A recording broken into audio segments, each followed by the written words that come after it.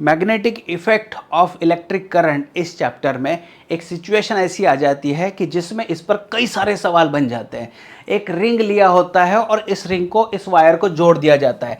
हालांकि क्वेश्चन में कभी कभी ये थीटा को 90 डिग्री 180 डिग्री इस तरीके से क्वेश्चन बनाए जाते हैं। मान लीजिए ये रिंग है और 180 डिग्री डायगोनली अपोजिट कनेक्शन दे दिया है, या फिर ऐसे क्वाड्रेंट पर ऐसे कनेक्शन दे दिया है। तो भाई इसकी कई सारी पॉसिबिलिटीज करने के बाद में ये पता चला है कि जब करंट जाता है तो भाई करंट यहाँ पर डिवाइड हो जाता है और फिर करंट इधर जाता है। यहाँ से करंट आता है तो करंट डिवाइड हो जाएगा और फिर वापस यहाँ रीयूनाइट होकर वायर से निकल जाएगा। इन दोनों में एक सवाल पूछा जाता है कि magnetic field at the centre क्या है।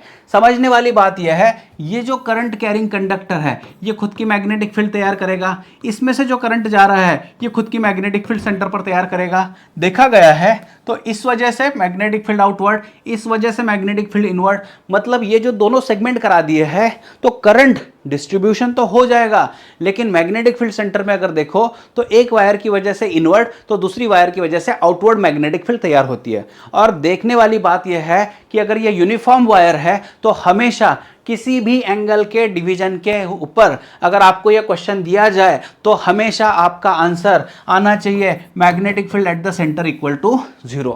बच्चे क्या चूज कर लेते हैं? बच्चे चूज कर लेते हैं कि उनको लगता है ये कॉइल है और कॉइल के सेंटर में मैग्नेटिक फील्ड जो हमारा फॉर्मूला था μ0I डिवाइडेड बाई 2R वही आना चाहिए, जो कि यहां इस केस में नहीं होगा क्योंकि यहां पर करंट डिस्ट्रीब्यूशन कर दिया है।